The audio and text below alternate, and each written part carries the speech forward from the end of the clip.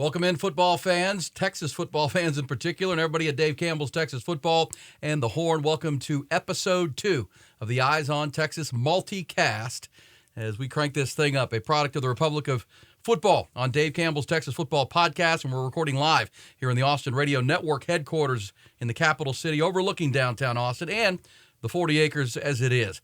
Welcome to Episode 2. We're going to have some great content, depth of knowledge, and the insights in this podcast and multicast will be unmatched in Longhorn Nation.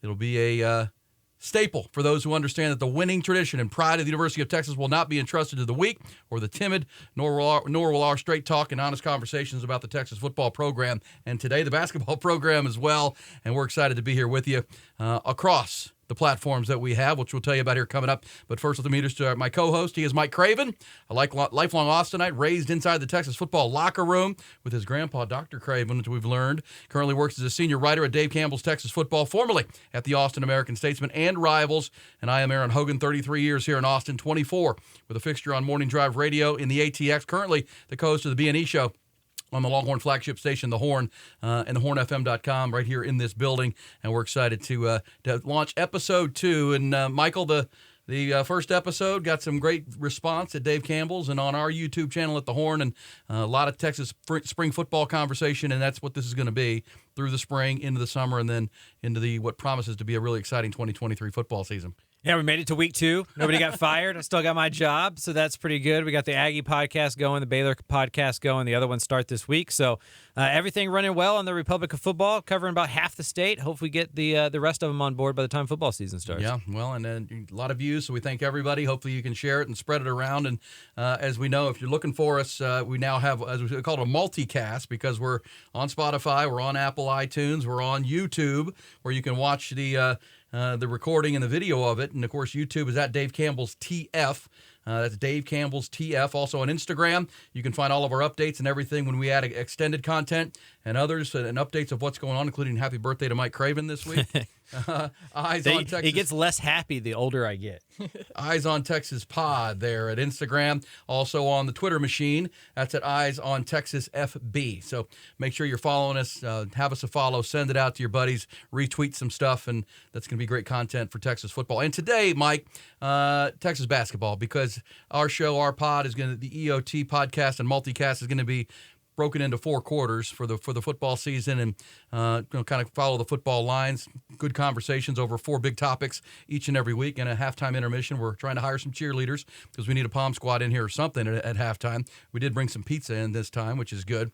But, for this one, I really feel like, and I know you were in agreement, that we need to talk about this Texas basketball team. So we'll devote our first quarter to my guy Rodney Terry, fellow St. Edwards alum, and the Texas men's basketball team, who fought through an incredibly tumultuous season, closed like a freight train. They won 4 straight to finish the season, including a pair of double-digit beatdowns of the Big 12 regular season champions, Kansas, the second of which gave the Longhorns their second Big 12 tournament championship in 3 seasons. And, 26-8 on the year, slotted as the number 2 seed in the Midwest region. They'll begin play in the NCAA Tournament Thursday against the 15th seed Colgate. And their side of the bracket, interestingly enough, in the Midwest, they are the 2 seed. They're going to play the 15. The other matchup in Des Moines, Iowa, has, 7th seeded Texas A&M, which I thought they got underseeded in this tournament. But there they are. They're going to play the 10 seed Penn State. Obviously, you can do the 1+1 math there. If Texas and A&M both win, they'll be playing in round 2 on Saturday in Des Moines. What more could a basketball fan ask for? We'll preview that game coming up. But, Mike, give me your thoughts on this basketball team this year and what they've battled through. Very veteran team, 3rd oldest team in college basketball, which has come in handy. But, man, Rodney Terry and that staff have done a great job. Yeah, I think it's overly impressive when you think of what they went through in the middle of the year. To have your coach leave and the way that he left and have an assistant come in shows the maturity of this team. I don't think it would have stayed together had it not been so old. You talked about the 3rd oldest team in the league. And my whole life, you hear that in March you win by experienced guard play and have some posts that can rebound and score. It feels like Texas has all of those things. You start watching these shows of the national pundits and everything, and Texas is getting picked to be in the Final Four more often than not. I don't know if that makes you nervous or not if you're Rodney Terry, but what they've been able to do is outstanding. I think the Moody Center also helped a lot. As somebody who grew up going to the Irwin Center, sitting there watching those games in the Drum, the energy and atmosphere is just so different across the street at Moody. I think this has really helped that team as well. Don't disagree. And, they only lost one game all year, and it was early in January. Gave up 116 points to Kansas State in that game, and they had some come-to-Jesus conversations after that. Because you kind of felt like was the Chris Beard situation starting to wear on this team, the uncertainty of it. I mean, they had already made the decision, but, there was questions going on. A lot of these players were recruited by Chris Beard, came to play for Chris Beard, and it's just such an odd situation. But I'll say this, when Chris Beard was suspended on December the 12th or 13th, they had a game that night, which was crazy. It was an early in the week game, and they went out and won that basketball game. It wasn't pretty, but they found a way to win it. And, Chris Beard stayed away from the program. He was suspended and then terminated, and that allowed Rodney Terry to ingrain himself. And this staff has 45 years of head coaching experience on it when you're talking Bob Donewald Jr. and Chris Ogden and Rodney Terry. So the experienced staff on top of the experienced team that has all, 6 seniors and a couple super seniors in there, really stayed the course and did the University of Texas proud. Now the opportunity, as you said, to do some great things here in March. It is interesting, only the second time in the history of the program that they finished in the AP Top 25, the final one, in the top 5. And the last time they did was 02-03. TJ Ford-led team, Rick Barnes the coach, and they made it to the Final Four that year. Ran into a guy named Carmelo Anthony in the Syracuse Orange and lost in the semifinal. But this is a team, as you said, I've seen Jay Billis picking them to be in the Final Four, Dick Vitale, Seth Greenberg, Seth Davis. A lot of people like this team, and there's a lot of reason for that, Mike, because you mentioned some of the keys, right? Guard play, experienced guard play. The Texas Longhorns, this team has 3 guards who started and won NCAA tournament games last year on different programs, right? Marcus Carr was here, and they won the round of 64 game, got the victory there, and moved into the round of 32 where they lost to Purdue. Serge Jabari Rice was the starting point guard at New Mexico State. They won a tournament game, and Tyrese Hunter was the starting point guard at Iowa State. They won their first-round game at Iowa State, and so all 3 guys have experience in this tournament. They understand the magnitude of it. So you have 3 guys who can handle the ball, 3 guys who can create, and I really liked in Kansas City this past weekend. It was kind of a happenstance that Timmy Allen was dealing with an ankle injury. He gets taken off the floor, can't play in the game, and they went to the 3 guard starting lineup and really spread the floor. I really liked what you saw there. It also put Dylan Dessou in a situation where he had a lot of space in the post, playing next to the freshman, Dylan Mitchell. And those two played really well together. And then there were times that you go to the TCU game 2 that they played in Kansas City, something they haven't done a lot. They had Christian Bishop and Dylan Dessou on the court at the same time. And they tore up TCU in that game. I think they combined for 30 points and 15 rebounds. So with an 8 or 9 man rotation, all the depth and guard play, Timmy Allen will come back, and you wonder if he becomes the 6th man or how they run that. There's a lot of mixing and matching Rodney Terry can do depending on who the matchup is in these 2-game tournaments they have to play in.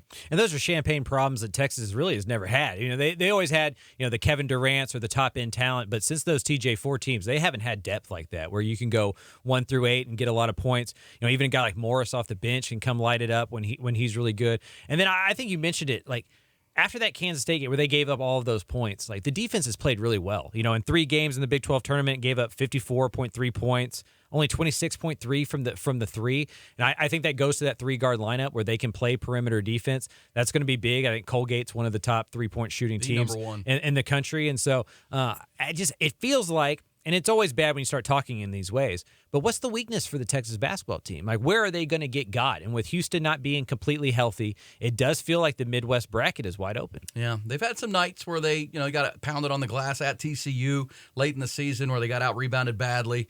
There's just been games where they haven't bring that A game, and that's the Big 12. It's a gauntlet, right? You bring a C-level game, you're going to get beat. Even a B- game probably gets you beaten. I think that's kind of par for the course when there are no nights off in the Big 12. But here you are. This is lights are the brightest, and I think you're right. There aren't a lot of weaknesses to this basketball team. I think they found a few new things and wrinkles they can use in Kansas City. And that can happen when a guy goes out. Like sometimes it's a blessing in disguise. Like you find a new lineup that you just didn't have time to toy with. You find a guy who steps up in that role. I think they're playing their best basketball all season right now, and that's a great sign. Well, and think about why. I think there's a real reason. When Timmy Allen's on the floor, the starting lineup this year mostly has been the 2 guards, Tyrese Hunter and Marcus Carr. And then down low, it's been Dylan Dessou, Dylan Mitchell, the freshman, and Timmy Allen. Well, Timmy Allen and Dylan Mitchell are not three-point threats, and they pretty much live in the lane. Dylan DeSue can shoot the three, but he also lives in the lane. So you got three guys, and they have defenders on them in a man-to-man situation. That clogs the lane. There's just not a lot of space, so the guards can't penetrate. When they went to the three-guard lineup, and you've got Dylan Mitchell and then Dylan DeSue who can stretch it out, run the pick and roll, lane was wide open. It was like, as I called it on the morning show with Bucky, holiday traffic on 35. It's always congested, but you get to a Labor Day, all of a sudden you're flying down 35. It was open, and you saw guys attacking to the glass. Marcus Carr found his attack mode in that Kansas game, and they blew out Kansas by 20 points. Yeah. Really schooled a number one overall seed, and they beat Kansas by double digits back-to-back Saturdays. So really impressive. They're still behind them in the AP Top 25, however, when the final one comes out. But at that point, it doesn't matter. They got to go win games. And like where this team is, three good, really experienced guards. You mentioned Arterio Morris, the freshman, playing his basketball right now. Brock Cunningham's the ultimate glue guy. Just a lot of pieces to like. And you can see why a lot of the national pundits are picking Texas to make a run to the Final Four. And it's going to be fun. And the matchup you mentioned, Colgate, really a weird team. Here's what's really interesting about this. You look at it immediately. There's 16 teams in your bracket to get to the Final Four, but you just focus on your four that you could play, or the three you could play. You got to beat Colgate, then you're going to meet the winner of Texas A&M and Penn State. Well, here's what's interesting. These are four of the hottest teams in the tournament. Yeah. We just talked about Texas's trip in here with 4 straight wins. Colgate was 6-7 at Christmas. They have won 20 of 21 games. They won the Patriot League regular season and tournament. They're 20-1 in their last 21 games. We know that since we've turned to the new year, Texas A&M has been really good. They're 19-4 in their last 23 games for Buzz Williams. They finished second in the regular season SEC and in the tournament, played to the tournament championship game, lost to Alabama. They're the number one overall seed, and that's why I say they were underseeded. I don't understand how the final postseason AP Top 25 has A&M at 18. Yet they're a 7 seed. That would indicate they're somewhere down around 27. Why it happened. You know why. I know. CBS said, hey, let's get a TV game. Yeah. Well, and Buzz came after the whole selection process last year when they got left out. And so I think you combine those two things where we're all humans and we get criticized in the public sphere and we don't like that. And this was probably a little bit of a sit-down situation. But also, this is a TV product. This is an entertainment thing. Like all sports are that way now, right? We are all run by TV. And when you can get Texas versus Texas A&M in the second round at a Saturday night marquee game like that, you're gonna sign up for it. Texas A&M's in a dogfight, though. Penn State's a legit basketball team. I think both of them can say they're underseeded. Yeah, well, and then let's finish off the hot teams because Penn State will play the Aggies after. By the way, your game time's on Thursday, 6:25 for Texas, and then the late game, 8:55 for Penn State and A&M there in Des Moines, Iowa. Penn State's won 8 of their last 10. They made it to the Big 12 tournament or Big 10 tournament final, where they lost to Purdue in a really close game. Of course, Purdue's a 1 seed as well. So 4 really hot teams coming in, so they're all going to be very confident. Colgate is the matchup for the Longhorns. They're an interesting team. They've dominated the Patriot League the last 4 years. Their coach is the best coach in the Patriot League. They've got the Patriot League Player of the Year. He's also the Defensive Player of the Year on this team. They shoot threes at the highest rate of any team in the country at over 40%. Their field goal percentage is like top 3. Yet their free throw percentage is like 307. I don't know if I get that. They shoot threes, they shoot from the floor great, but one of their Achilles' heels, big ones, is free throws. It's too close.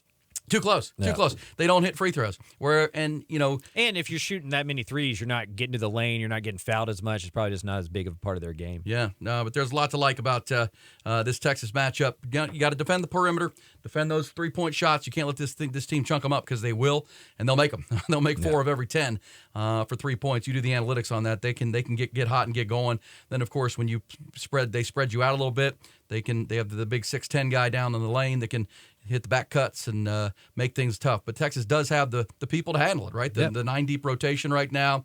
The bigs and Christian Bishop and Dylan DeSue are playing their best. And to wrap up the first quarter, let's mention Dylan DeSue. Yes. Because, gosh, what kind of odds in Vegas could you have gotten that Dylan DeSue was going to be the most outstanding player of the Big 12 tournament? Yep. He was unbelievably good in the clincher against Kansas in 21 minutes on the floor, folks.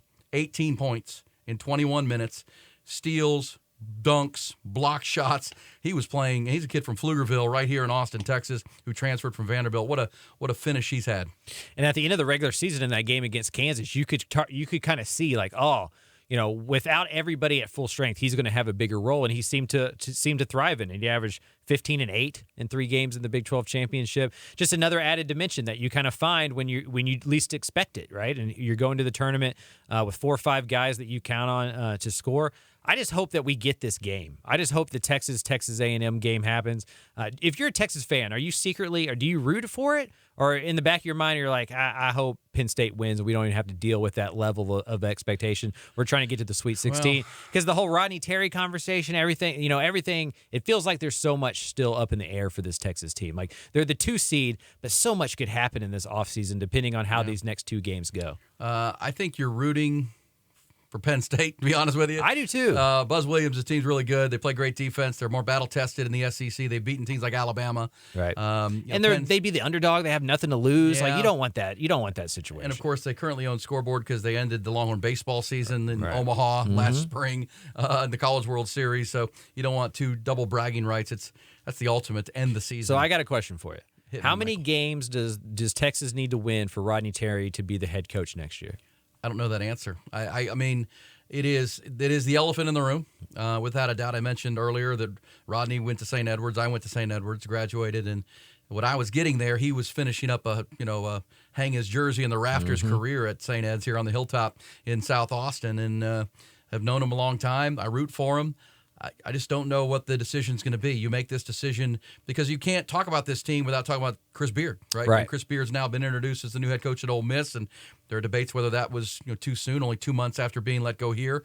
But let's be fair, he built this staff, he built this team. It was his vision that has led to where they are in a lot of ways as far as the talent depth, and he came in here wanting to be a Monday night program, cutting down the nets on a Monday night, and that he raised the bar.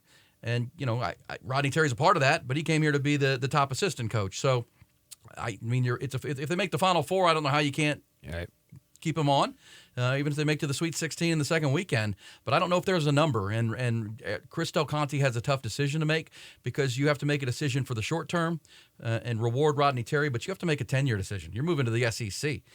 You have to explore all options. If former Villanova coach Jay Wright would be interested, you have to ask him. That's true. If Billy Donovan's a name you've heard, right? That he's with the Chicago Bulls now with a winning team in Chicago. Of course, NBA now at 2 stops, but before that was a double national championship winning coach at Florida. He's still in his mid-50s. So I think you have to do your due diligence, but at the same time, Rodney Terry has done an incredible job. But it's with this team. Would Rodney Terry have been considered for this job a few years ago? But he's done an amazing job. It's the elephant in the conversation, elephant in the room. But you know what? You just hope he makes it impossible to not bring him back. That would be your goal as a Longhorn fan. And say, you know what? Get to the Final Four, make a run with this group, and let Rodney take it from there. For me, it's the Sweet 16. They haven't gotten there since 2008. Yep. If you do something that hadn't happened in 15 years, you deserve at least one more year. I think you can make the contract where you can get out of it. It's Texas, right? You can afford the buyout if you make a short-term contract. And he's got 2 5-star kids coming in next year that seem to want to play with him, want to play for him. And so I think you just keep it rolling. You keep the continuity going, and it's a player-led team, and you have Rodney Terry there that's trusted in that locker room that, in theory, has won a couple tournament games that got you to the Sweet 16. So I think if he makes it to the second weekend, it's really hard to fire him. Agreed. Because you're going to have a mutiny in that locker room. I don't disagree. I mean, a lot of those guys are moving on, but you're right. Ron Holland, a 5-star kid from the Metroplex, and A.J. Johnson, a 6'5" point guard from the West Coast, Los Angeles. You keep the recruiting class together, and you make a run to the Sweet 16, it's going to be hard to argue. And look, the last thing I would say on that is I don't know if you hire a top-end coach if Rodney Terry wouldn't stay and be the top assistant. That's what he came here for. He left a head coaching job at Texas El Paso to come here and be Chris Beard's top assistant, and that's where he wanted to be. I know he's got a house in South Austin right down there by St. Edwards, and he may stay. But that becomes very awkward. That's why I say it's a tough decision for the powers of Texas, or maybe it's not. Maybe you just ride this wave, let Rodney keep this staff together, because, as we said, there's 45 years of head coaching experience on this staff. Might be smart just to stick with it. I would hope if Texas fans have learned anything by now, it's that splash hires don't actually make waves sometimes, and sometimes you just make the easy, smart decision, and that's fine. It's right in front of your face. Right. It's like your nose. Right there. It's right there, my friends. It's right there. All right, well, that's going to be quarter number 1. It's probably an extended quarter, but that's good. It was good basketball conversation. Again, Texas here on the Eyes on Texas pod. Normally a football cast, but when the Longhorns have a chance to make a run and they're a number 2 overall national seed, it has to become a focus, especially on a week when the Longhorns football team is taking the week off for spring break. But we will recap fully what went on last week in our second quarter here coming up. All right, quarter number 2, episode number 2 of the Eyes on Texas pod. It is Erin, Hogan, and Mike Craven talking Texas basketball, but time to shift gears to Texas football. Of course, our product and our podcast, multicast as we call it, a product of the Republic of Football on Dave Campbell's Texas Football Podcast. The network is big time and growing. And you can also find us on YouTube at Dave Campbell's TF, also on the hornfm.com YouTube page for the flagship of the University of Texas here in Austin. Find it there. At easy to find at our YouTube page. And, of course, Dave Campbell's Texas Football. And we switch gears to some football. And, Mike, you made your way out to a couple practices last week. Longhorns had 3, Monday, Wednesday, and Friday. Also hosted their pro timing day on Thursday afternoon, part of a busy first week that now they get the week off. They're going to go spring break. Wonder how many kids are going to run to the beach. What do you think? You've been around Texas football growing up. I mean, you're coming back for 3 more weeks of spring and some rigorous practices, but still, you've been working out. It's been winter workouts right into the spring. You get to go out, blow off some steam, get down to the beach potentially, wherever you can go. Do it smart, but I'm sure a lot of young guys are going to take advantage. I've always found the way coaches structure spring practice to be interesting because a lot of coaches started a week or two before spring practice to kind of lay the foundation of spring break. I talked to Jeff Traylor at UTSA about this before, and he likes to do a week or two before spring break. That way, when you go to spring break, it's not your last hurrah, where it's like, man, football practice starts when we get back. We got to party. We got to do this. We got to do that. You're already in football practice. You're sore. You got bumps and bruises. You may stay around to get some, healing and some rehab and stuff like that. And so I think it was smart for Sark to kind of get at least a week out of the way early, just kind of get that foundation laid. Then you get a break for spring break. You come back full time. Well, we got to hear from Sark a couple of times after practice 1 on Monday of last week and after practice number 3 on Friday. And obviously the first big topic came up after practice Monday because Quinn Ewers was the starting quarterback and took in the first team reps, but no Malik Murphy because of a foot injury that we talked about last week. He's still dealing with from back in high school. And then Arch Manning, wearing number 16, his Uncle Peyton's number from Tennessee back in the day. And also, I believe his Grandpa Archie's number back at Ole Miss. He's taller than I thought he was going to be. So what were your initial thoughts about seeing Arch as the ball comes out of his hand? I know it's everyone's got to talk about it. It was funny because we're allowed a short window of media availability, and as soon as we walked in on Monday, Sark cussed out Manning. And then Anthony Hill got his as well from Jeff Banks. And I think it's just a message being sent, right? Like, we're not going to play favorites. Y'all are 5-star guys, but there's that whole de-recruiting type situation going on. But he looks the part, right? I mean, he's a 5-star for a reason. I know a lot of people think it's just because of his last name, but he's 6'5". He can throw it anywhere. When he was right next to Ewers throwing the ball, there wasn't a noticeable difference between the two, right? He's got a live arm. He's going to be a really good football player. And I think the idea of both of his uncles and his grandfather can kind of show him what's going to happen here. Like, they've been practicing this since, I would imagine, he's a baby. He's as ready as you can be as a true freshman. I think that's going to be good for Quinn. I really do think that's going to be good for Quinn Ewers. And I think we talked about it last week on episode 1, but you see it in all sports. I mean, baseball players who grow up in the dugout with their dad, that all of a sudden they get there. They're not in awe of it. Yeah. They're not, scared of it. They just know it. It's just what they've lived their whole life. And Arch Manning's been a part of that, going to see games and been taught the right way from a very young age. And he goes about his business the way you need to, right? He's a football rat, football gym rat, loves the game, loves the process, and he's really talented. So here's Steve Sarkisian, his first comments after the first practice about the quarterback competition at the University of Texas here in the spring. Is quarterback an open competition, or is it Quinn's job? They all are open right now. I mean, I'm not worried about, who's going to be on the cover of what magazine next week. I'm more focused on, or is each guy focusing on what they need to do to develop to be the best player that they can be? It's like anything. Quinn has an entire year of a head start, but I don't want to hold Arch back. I want to see how far he can take this thing and what it could look like. So what do you say to that, Mike Craven? No, it doesn't matter who's going to be on the cover of magazines like this one and yours. I was on that side of the room. I was right behind Bowles when he said that. So I don't know if that was a Dave Campbell's thing. I can break some news here. Neither one of those quarterbacks are going to be on our magazine this summer. Do you know the cover already? I do. But that's like a top level secret. That is something I would get fired for if I revealed that this early. But I think he's right. Like, everything. If you're going to have a team, we talked about last week, your word for this team this spring was competitiveness.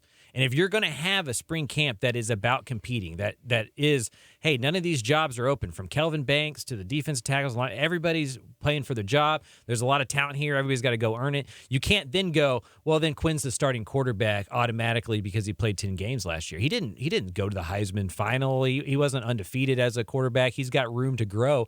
So I think if you're Sark, the message you want to send is, yeah, all these jobs are open. All of these things are a competition. And if Arch comes out and he's far and away better, it's my job to put him on the field. But at the same token, he talked about having the 1 year head start and how much that helps Quinn. He's been in college programs now for 2 years. I know he didn't play at Ohio State, but just being around there had to help. So I think he's leaps and bounds ahead. He knows the offense, all of that kind of stuff. But I think it's the right message if you're Sark. Don't disagree. And I don't really know that there's a competition. Let me just say this to the Texas fans. I mean, we've been doing this long enough. 24 years of morning radio here in Austin. You've been doing this and around. You don't want a freshman quarterback if you want to go win the Big 12. I mean, I don't care how good Arch is. Freshmen are freshmen. And I think we saw that a lot from Quinn Ewers last year. If you can, and I love your point about the year at Ohio State, which is kind of more of an internship than playing quarterback. He was just in the room, but he got to be a part of a high-level program that has a high bar and how they do things behind C.J. Stroud and that Buckeye quarterback room with Ryan Day, so immersed in that, and then thrown onto the field last year, earned the spot from Hudson Card, and then missed 5 games because he got hurt, which was unfortunate. But he was a young quarterback who, at times, I think sometimes his confusion when the game speeds up for him, it kind of looks lackadaisical maybe. Like some guys look panicked. He almost looks too calm, and he just looks nonchalant sometimes. But I do think that's it. And I can go back to the bowl game in the Alamo Bowl where the offense was kind of built around him and his throwing. And I thought he missed some throws early that hurt, but I thought he really played well in that game. He didn't lose to Colorado because of Quinn Ewers, and he gave them a chance to win that game. Yeah, I mean, for me, Quinn's got all the talent in the world. Like, he can throw every single football. He can throw the route tree. He can do all that kind of stuff. For me, it's between his ears, right? Like, if he can figure out how to progress through an offense, how to get from, his first read to his third read, I would love to go back. I mean, somebody like Rod Babers probably tell us a little bit more. How many times he got to a third, fourth read? Does he have a third or fourth read, right? Like, how does that work when in the offense? Because he hasn't played real football since he was a junior in high school until last year, right? So, like, how sophisticated is he offensively? I think that's where Arch probably excels. Again, going back to the family dynamic there and how much he's been around football. But I think Quinn's going to be fine. And I don't think the Mannings wanted Arch to go somewhere and start as a true freshman, because if they did, they would have sent him somewhere other than Texas where they had another 5-star guy with some experience. And so I think everybody believes the best route here, if everything's ideal, everybody stays healthy, and Ewers takes the steps we think he's going to do, is that Ewers plays this year, goes off to the NFL, then Arch takes over as Texas transitions into the SEC. Well, and as we talked about last episode, and we'll talk about all spring, the weaponry around Bijan. It's hard to say they have more weapons without Bijan Robinson and Roschon Johnson, but literally they do, especially to throw to. And gosh, if I'm Sark, and maybe they're doing this, I'm going back and showing him tape of Mac Jones in the national title year at Alabama, because that offense, he was so great at waiting for the right progression, as you just talked about. And Sark would say, the offense will tell you where to go with the ball. The defense is going to show you where the open man is going to be. We're running plays that are designed to have somebody open on every play. And it really was. I mean, Mac Jones, once he got comfortable with it, and yes, they had Devontae Smith and Jalen Waddle before he got hurt, and just unbelievable receivers across the board. But the offense, Najee Davenport in the backfield and tight ends, but the offense told you where to go with it. And I do think a lot of times last year we saw Quinn trying to force, at least go to that first option every time, instead of, all right, first option's not there, and he's got a broken hand. Maybe look at JT Sanders. Maybe look at over here at Jordan Whittington. And the offense will be there. That's the next step for him, trusting the progressions and getting some protection up front so he can go through 2-3 progressions on every drop back. He seemed like a guy who was choosing where to go with the football before the snap too often. Yeah. And he's going to have to learn to get comfortable enough to figure that out as it goes. And that's the hardest thing to do in football, right? That's why quarterback's such a hard position, and that's why not every 5-star ends up making $30 million, a year. And that's why some guys like Patrick Mahomes, who weren't as highly rated, become superstars. It's not just arm talent. All of those guys have arm talent. But what do you do once you read the defense, once the snap happens, once the play starts, once those option routes start flying? That's where he needs to make an improvement. I would imagine a year of playing in Sark's offense is only going to help that. He can only be better at that. Sark talked about him cutting the mullet and looking like he is taking things a little bit more seriously. And that's why I think having Arch in the room only helps Quinn Ewers, because you have to raise your level of play, not only on the field, but in the film room and everywhere else, or that guy's going to come take your job. Yeah, he's doing it the right way. But let's hope Quinn takes that step forward for the Longhorns. And I always have said, to me, playing the quarterback position, especially when you get to the NFL, like what's separate, they're about to have the NFL draft and who are the top quarterbacks. They miss so often, but you're almost like a fighter pilot. I mean, Top Gun just had the big year. You're in a jet and things are happening really fast, and you don't have a lot of time to react. It's just some guys have it. Mm-hmm. Some guys have that instinctual ability, which is why at the next level I really like Bryce Young playing quarterback, because he just looks like I want that guy in my airplane, because he just makes the right read. He never gets panicked. He'll take off and run when it's time. Then there's guys like Anthony Richardson that can jump out of the gym, but, boy, you watch him play quarterback, and you're like, oh, golly. Right. He's confused. This guy's kind of scared. Right. Yeah, but it's a fighter pilot thing, and only the top guns become Top Gun. And it's hard, and that's the next step, and you're not sure if Quinn Ewers is that can get there. You think with experience he can, but that's going to be the goal for Sark here this spring and into the summer and into the fall. And it's hard to, he's a Rolls Royce, right? He's a 5-star guy. He was like a perfect rated recruit coming out of high school by 24/7 and the ilk of that nature.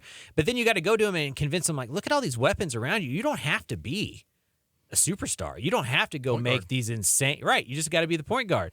And so I think for Quinn, it's an ego thing, that we all have. I'm not saying he's egotistical. You don't get to that level without having some pride, with having some ego, without having some confidence in your ability.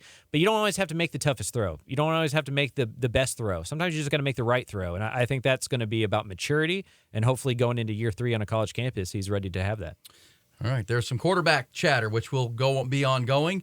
I think if you're a Texas fan, you want it to be Quinn Ewers taking that job. And before we wrap up quarterbacks real quick, Malik Murphy, what do we think there? Now, it can't be good that he's already missing some time, and Arch Manning, everything we just said about him, he's not going to give up reps. I mean, those are reps that Malik Murphy could use right now. I just find it hard to see Malik getting back into this thing as the number 2 quarterback. You allow Arch Manning to go through the practice, go through the whole spring, getting all those practice snaps, going with the second team, getting those live reps, building that cohesion with those wide receivers and tight ends. How do you go and take that back from him if you're equally as talented, right? And they don't have any more experience. Malik's been around for an extra year, but it's not like he's been practicing or anything like that. And so they pretty much came into this spring at an even level playing field, in my opinion. And I would imagine Arch starts stacking up with each practice he gets to play that Malik doesn't. All right, that is quarter number 2 on the Eyes on Texas multicast here on the Republic of Football on Dave Campbell's Texas Football Podcast, also on the Horn FM here in Austin, Texas. Every week we bring it to you. That's our intermission, too, because it's time for the third quarter. Let's roll right into it. We'll hear some more from Sark here, because another conversation this week in our third quarter was Xavier Worthy, because if you're going to throw the ball, you got to throw it to weapons. X-Man wasn't at his best last year, and now it was revealed by Sark that he had a broken hand halfway through the season. Let's actually hear Sark talking about that, because he believes a lot of what went on was the injury. Didn't have his best year, and he's dealing with a young quarterback. He thinks the best of Xavier Worthy is still to come as he heads into his junior year. And then the one guy was great to have back out there today, which you guys didn't know, and I tried to protect this throughout the season, but Xavier had a broken hand essentially the second half of the season, and so to get him back out there, he was in a cast for about 8 weeks, roughly. So to get him back out there practicing full speed, which was awesome. Anytime you're a receiver and you're playing with a broken hand, I mean that's a pretty important aspect of your game. And that guy never wanted to sit out, not play. He came to work. He fought through it. There were days in practice where we purposely didn't throw him balls just to take some of the pressure off of it. But I think we're going to see a version of Xavier Worthy that's going to be dramatically different now that he's healthy. All right, so there's Sark, and your thoughts on that. You were there for that press conference and surprised everybody, I thought. And, obviously on the morning radio show the next day, we talked about it for 4 hours, and everybody's got an opinion. He's covering for X because he had the dropsies last year. He's trying to help, shadow some or cover some of that. Why were they throwing to him so often if he has a broken hand? If you just heard Sark say he didn't, there were just practices where they didn't even throw it to him. Did that lead to some of the lack of continuity with his quarterback? What was your read on that whole situation? I mean, I kind of live in a universe where multiple things can be true, and I think a lot of the things you just said are true. I feel like I'm confused, and we talked about it a little bit last week. I guess I would have mentioned it during bowl preparations, right? Like, that game doesn't mean as much. All the noise has been made about Xavier dropping passes and the year he had, like, a quote-unquote sophomore slump. Why don't you mention this in December? Why didn't this come out like January press release or anything like that, right? It just kind of came out of nowhere. I think that's where it took people off guard and where the cynicism comes from, because it was just like a random little thing that he just dropped in there. And then Jim Vertuno kind of came back with like a follow-up from the AP, like, hey, why didn't you say anything? He's like, because I don't have to. And he got kind of surly about it, and it just kind of, it played weird in the room. It was kind of like a weird tone about it. It was kind of like here, I told you so. Here's some information y'all didn't have. Don't y'all feel silly for writing all these things and for saying all these things? But I think Xavier has a lot to prove as a junior. He showed up as a true freshman. Was one of the best wide receivers in the nation. We all kind of thought he was going to take the next step last year. And for whatever reason, whether it was the, inconsistencies at quarterback based on injuries and going back forth, whether it was the hand thing, whether it was the missed practice time, whatever the reason is, he did not take the next step as a wide receiver, as a sophomore. For Texas to be as good as we think that they're going to be offensively, he needs to go back to being that true freshman that was taking 5-yard outs to the house against Oklahoma, which was such a precise route runner and was a consistent pass catcher. Yeah, winning 50-50 balls and the route running, the quickness, 12 touchdowns I think as a freshman, which is a new record for the Longhorns. He's got the ability, and yeah, I'm with you on the Sark. I don't have to tell you. The only thing I'll say is, if he was going to play him, you don't want the opponent to know. I get that. You'd rather they be unaware as well. This for football, you know how that goes. But at the same time, it was a weird, huge story that was minimized. Good points on should he done it at the bowl game. And obviously in that Colorado game, the drop touchdown pass that would runaway touchdown that really was the flip point of the game in the third quarter. Washington was the bowl game. Washington, I should say. Who did I say? Colorado. Sorry, you're getting all the Alamo my bowls. too many Alamo bowls, people. Yeah, like after that Washington game with that big drop, right? Isn't that the time where you go, well, Xavier's been dealing with a hand injury? Isn't that when you go into it, right? Like, and it just had a couple other drops in that game. 90 days later. It just kind of felt like, well, if you didn't tell us then, why are we talking about it now? You're right. That would have been the time to say, well, you guys don't know this, but X-Man's he's been playing with a broken hand. He could have opted out of this thing. Like, a lot of guys don't play bowl games. He's playing coming off. You could have saved him then, right? And to do it this far away just feels like, well, why are we talking about it now? Sorry about that. Yeah, Washington was the bowl game. I was there. Nolan, you were on the sidelines for that game. That drop was right in front of my face. Our digital producer, Nolan Hogan, doing a great job. And, Washington, the Huskies. A game that's still a bitter loss for the Longhorns, but they were 11 or 12 win football team. But that's where the Longhorns need to improve, and that's really the goal. With this entire wide receivers corps, Sark has said, as we continue our third quarter conversation about receivers in the passing game on the heels of our quarterback conversation in quarter two, it's been the number one focus of this team. It's the number one, in Sark's mind, it's the one thing they've got to get right. He feels like if they get the passing game right with the addition of Isaiah Nayer back from his injury, the addition of A.D. Mitchell from Georgia, Jordan Whittington's return, J.T. Sanders, young guys like Jonte Cook, who I know a lot of people were impressed with that at practice the other day. They've got options. If the passing game can come along as the offensive line gains experience and gets better, it's in Sark's mind, I think the running game is just going to come along, because in our fourth quarter, we're going to talk running backs and Tashard Choice in that room here as we go offensive heavy in episode number 2 of the Eyes on Texas pod. But your thoughts on this passing game? You got to see it with your own eyes. You mentioned the way the ball comes out of Quinn Ewers' hands, Arch Manning, and then guys to throw to. They've got plenty of them.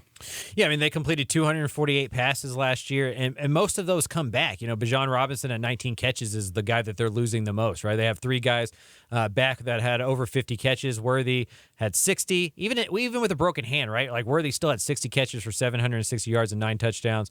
Jatavion Sanders, who we talked about a lot on the first podcast, 54 catches, Whittington at 50. And then you add those other guys. Like, Nayor, before he got hurt, was supposed to be the guy. I mean, they were raving about him early on in practices and in spring camp. Early on in winter conditioning when he first got on campus. So I feel like he's going to be a guy who obviously emerges, but I'm looking forward to A.D. Mitchell. Like that, he started 15 games for Georgia. He's caught touchdown passes in the last 2 national championship games. He's been a part of the program that Texas is trying to get to. Texas is trying to get back to being a Georgia, to being an Alabama. You don't have to teach A.D. Mitchell how to go win football games. He's been in a locker room that does that. And so you plug him in on the outside. You let him be that deep threat guy that they rely too much on Xavier Worthy to be. You let Jordan Whittington stay in his role as a slot guy. And then you move back Worthy to be the short intermediate route, runner that does well after the catch. And I feel like you have a really explosive weapons on the outside in a way that Texas just hasn't had since the glory years. Yeah, I think that's right. I mean, just a plethora of weapons and a lot of options there. And the one thing you hear behind the scenes consistently, I've talked to my friend Quan Cosby a lot, who was a great UT Longhorn, of course. Quan never lost a bowl game, won a natty, played in the NFL. He studies the receiver position, and the thing he loves about A.D. Mitchell, Zaya Nair, Xavier Worthy, it's all business. I mean, there have been 5-star kids that come to Texas that kind of get caught up in the whole idea of being a Longhorn. These guys are all about ball. They're all about business. They want to play on Sundays. They don't make any bones about it. Sark sells that to them on the recruiting trail. And, so you got an A.D. Mitchell who's coming here to play in a more pass-heavy offense as opposed to Georgia, get closer to home as well. Isaiah Nair kind of got caught up in the COVID thing and ended up being only recruited by Wyoming, but then blew it up there. And then he gets hurt last year. So, he's going to have a bit of a chip on his shoulder. But his offseason work is pretty legendary of how he goes about his business. And we just talked about X Worthy. I mean, that's a guy that he's going to want to show. Last year was a broken hand. It wasn't his best, and he wants to play on Sundays as well. And then there's J.T. Sanders, who might be the best of them all as far as a high-end, high-ceiling type of player at a tight end position. So a lot to like about that in the passing game. All right, that's going to wrap up quarter 3 on the Eyes on Texas pod. We've talked Texas basketball and the potential run to the Final Four. How much fun is that going to be starting on Thursday? Talk some quarterbacks, talk some receivers. Let's switch gears in quarter number 4. Some final thoughts about spring practice in the first week and the running back position, which is, as you said last week on episode 1, Mike, was your number one question. And I think it's an absolute fair one when you've got 2 dudes like Bijan and Roshan who are going off to the National Football League. Who's going to carry the mail? Sark has always had a 1,000-yard rusher wherever he's been. Who is going to establish that role? Here is Sark talking about not just the running backs, but also Tashard Choice, who's a big part of what's going on. Of course, Tashard came in to coach running backs, so he coached Bijan Robinson. He also was with Georgia Tech, where Jahmyr Gibbs, who transferred from Georgia Tech to Alabama and blew it up with the Crimson Tide. Those might be the first 2 running backs drafted into the National Football League. And you got a guy like Cedric Baxter Jr., who's going to go by C.J. Baxter out of the state of Florida. He's already copying Bijan's haircut. You remember when Cedric Benson got here and he idolized Ricky Williams, so he had the dreadlocks. You also already have C.J. Baxter kind of looking like Bijan with the hairdo. But this is a talented player. You've also got returning players like Jaden Blue, returning player Jonathan Brooks out of Hallettsville, and, of course, Keelan Robinson, who is just the gadget guy, the speed guy, who's a threat to score on every possession or every carry he gets. Here's Sark talking about the running backs and Tashard Choice's impact on that room. I've never not had a 1,000-yard rusher in calling plays in college football. And so the fact that can we get there with one of these guys, we will find out. I do think we've got a lot of good depth there, especially when Keelan and Jonathan are really healthy and ready to go. We got Jaden Blue. We got the influx of Cedric Baxter. Trey Wisner is going to be here in the fall. We moved Savion Red there. So we've got a really talented room. If it feels like one guy can be the feature guy, that would be great. But if we use 2-3 guys in there that play and complement one another, I think we'll be okay with that. Coach Choice is a great coach, great mentor. Obviously has playing experience, has coaching experience. As much as he coaches them on the field, he coaches them off the field. I think he puts them in a real position to be successful in life and as a player. So, yeah, we lean on him, like I would every other position coach. A lot of times players come in and there's always, especially when they're highly recruited guys like he was, there's always this expectation if they don't play their freshman year, like what's wrong. And a lot of times the development side of their game is really important to their future. I'll use J.T. Sanders as a great example from 2 years ago. It was always like, what's wrong with JT or how's he doing or what's going on? And then, boom, here comes year 2, and he has a really good year. And so I've been pleased with Jaden. Not only the physical maturity, but I think the mental maturity of how to attack every day.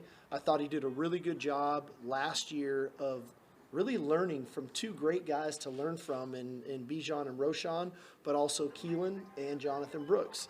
And now, as we're kind of monitoring Keelan and Jonathan, Jaden's getting a lot of the first team reps.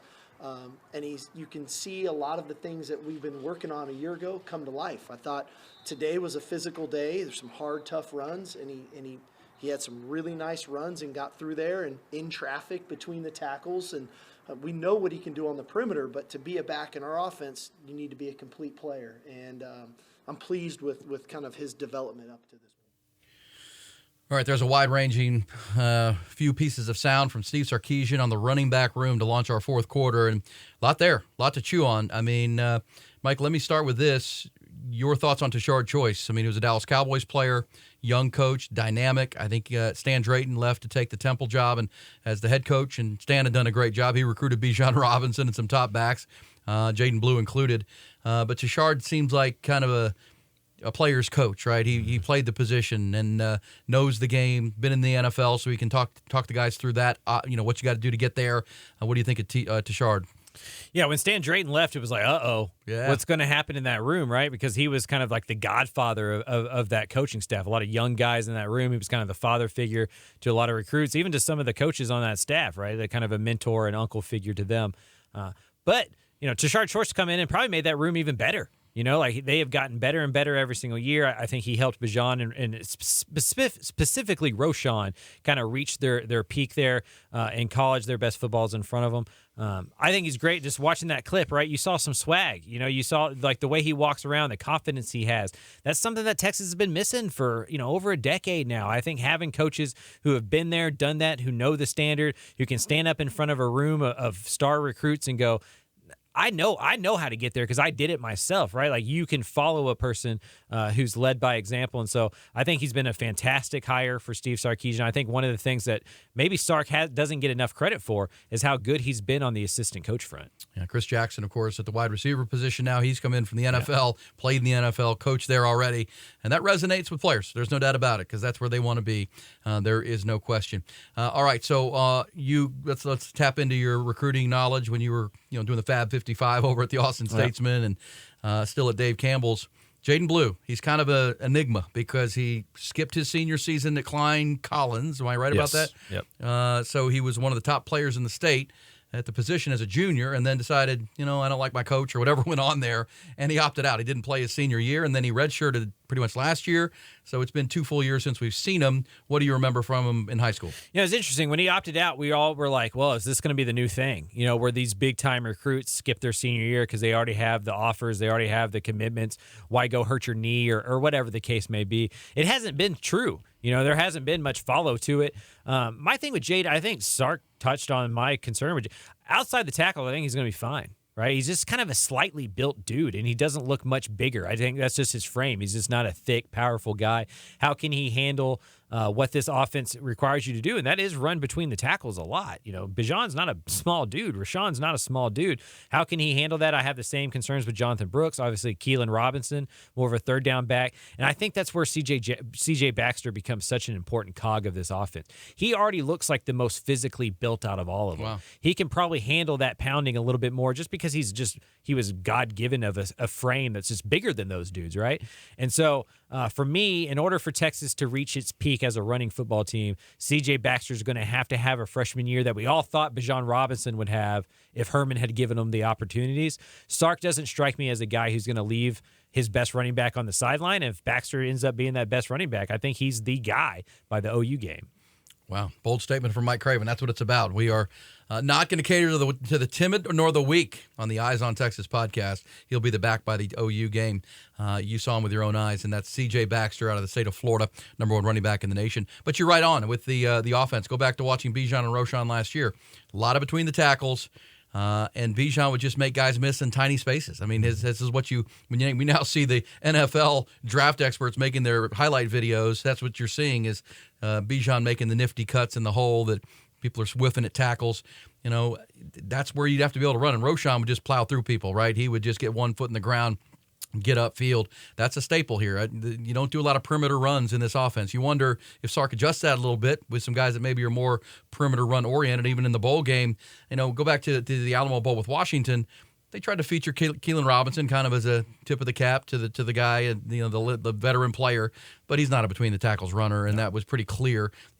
Washington didn't have a great run defense, and they were able to stuff it. But it was Jonathan Brooks who got things going, but that was on the perimeter. Yep. Had a screen pass, got to the outside a couple of times. So that's going to be a work in progress. I think that's fair to say, which is why I think Sark and we would all agree the passing game has to improve, because you can't lean on the player who forced the most missed tackles in the country last year in Bijan, and the guy in Roschon who had the most yards after contact in the country. That's wild. Isn't that crazy? They had both of those guys in the backfield. Yeah, and that makes your offensive line feel better, makes your running game look better, and you still win 8-5. So this is the things you have to fix moving forward. I think the good news for Texas fans is that offensive line is going to be better. Like whatever you lose in the running back room, the hope is you gain in the offensive line group. Not by adding many more pieces because it's the same faces, but just the experience. Kelvin Banks, no longer a true freshman. Cole Hudson, no longer a true freshman. DJ Campbell, no longer a true freshman. Christian Jones has like over 40 starts in his career. Jake Majors is inching up close to that number. So you have depth and you have starters there with a lot of consistency, a lot of experience, a lot of talent. For the first time in a long time, that offensive line feels as talented as it has in over a decade, which I think is a theme for this team, right? Like every time we start talking about this team, it's like, well, for the first time in over 12 years, for the first time in over this amount of time, it feels like all the pieces are in place offensively. They return 85% of their offensive production from the year before. That 15%, though, is in the running back room, and they're going to have to figure that out because, as Sark mentioned, he's always had a 1,000-yard rusher. He gets the stigma or the reputation of being this pass-heavy guy because he's a quarterback and wide receivers won a Heisman, and the quarterbacks put up so many numbers. But he likes to run the football. He does like to run the football, and they're going to need to figure that out for this offense to be as good as it can be. He can go wherever he's been. USC as an offensive coordinator, Alabama as an OC, Washington as a head coach. USC as a head coach here, he's going to run the ball. He's going to pound the rock. But he did kind of leave it open that it could be more of a by committee situation this year if they need to, which kind of leads to your point that maybe by the Oklahoma game it's a C.J. Baxter situation.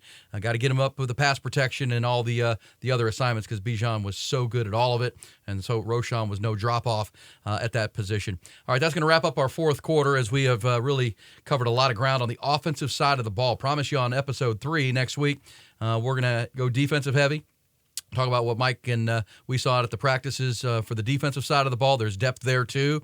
A lot of returning players. And really, I think the defense, more than the offense, has additions, new guys. Jalen Catalon, Gavin Holmes, a cornerback who might be the fastest player in the secondary. There's a lot to like there. So we'll certainly go defensive heavy. And let's hope next week, Mike, we're still talking Texas basketball. Let's get the brass tacks here. We started the first quarter talking Texas hoops, the 2 seed in the Midwest region. Are they in your Final Four, my friend, when it comes down to it? Are you going official Longhorns in Houston? I think they are. Just with Houston, if Houston's fully healthy, give me the Cougars. That's a really if Sasser's healthy, at least by that second weekend, I think Houston has a real chance to be dangerous. My dream though is the Marquette Texas final. That's where I'm headed in my Final Four. I want to see Shaka versus that team for whatever happens there, whether Texas wins, whether Marquette wins. I'm a storyline guy. I'm a sports writer by trade.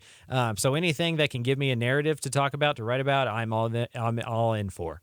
Well, remember last year, Chris Beard won that game, that first-round game, got it off the back because Shaka hasn't won a March game in 10 years. 10 years. But he also has a 2-seeded team. Let's not They just won a Big East tournament. Just won the Big they're East. playing. A lot. We talk about the national pundits picking Texas in the Final Four, a lot like Marquette, too, out of the Big East. Nolan Hogan, our digital producer, doing great with the content. Are you also going to have the Burnt Orange in the Final Four, or you have other? I got them winning it. Oh! The whole thing. Whole thing. Let's go. I got them over Alabama, 59-55. Locked it in this morning. Give you one final stat on the Longhorns as we were talking about them early on basketball. This is the number. The Longhorns this year, when they've held opponents to 72 points or fewer, are 25-0. 25-0. Their 8 losses, the opponent has scored 73 or more points. I know the offense, the Longhorns, if you look at the Ken Palm rankings, the Longhorns are one of the most efficient offenses in the country. I know Texas fans pull their hair out sometimes about the offense, but they can shoot it. They make free throws. They have guard play. They've got bigs. So, again, very efficient offensively. They're going to get their points. Their losses this year have been when the opponent gets loose and puts the game in the mid-70s or into the 80s, or, as we said it at the K-State game way back in December when they scored 116. When they play defense, like we've seen them play down the stretch here, winning 3 games at the Big 12 tournament. They held Oklahoma State to 47 points. They held TCU, who's one of the best offenses in the Big 12, to 60, and then they held Kansas to 56. They do that, they're going to be, if your final score, Nolan, is accurate, they have a real chance because, again, 25-0 when they held opponents under 72 or fewer points. That's the number in this tournament. Colgate can't get loose with these three-pointers. Nobody can. So that's interesting. I will also put them in the Final Four. I don't know about winning it, Nolan. Yeah. Texas is plus. It was wishful thinking. Well, they're going to like that they're on the plus, Eyes on They're Texas plus pod. 1,500 though. You know. Oh, So, they're right. There is no dominant team. Alabama's the 1 overall seed. Heck, you mentioned the Houston Cougars. I grew up in the city of Houston, and when I was 12, 13, and there was Phi Slamma Jamma, man. And 1983, the last time the Cougars had a first-team All-American, that was Akeem Olajuwon. That came out this week. Marcus Sasser as a first-team All-American, 31-3 record, the best since 1983 with Akeem the Dream and that team. There's a lot of people fired up in Houston. And, of course, the Final Four is in Houston. So I will also put them into the Final Four. Let's just hope we're talking about it next week.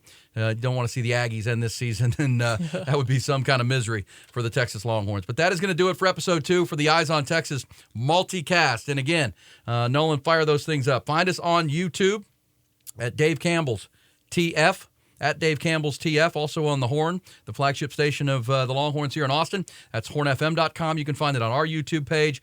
On the Dave Campbell's Texas Football YouTube, had over 1,000 views for Episode 1. Let's see if we can double that for next week. That would be great. Also, if you're following us on social media, please do. Instagram is at Eyes on Texas Pod, Eyes on Texas Pod, and Twitter is at Eyes on Texas FB, Eyes on Texas Football. So make sure you're following us. Send it to a friend. Retweet some things we do. Want to grow this thing. And, again, the goal for spring is to build the content, but then, boy, get to the football season, get to camp in August and Big 12 Media Days. This thing will be cranking, and it'll be a weekly feature for you to your podcast library, and we look forward to it. And again, it's a product of the Republic of Football on Dave Campbell's Texas Football Podcast Network, which is a growing monster in the coverage of Texas football. We're trying. We're going to get it there. He is Mike Craven. Thank you, Mike.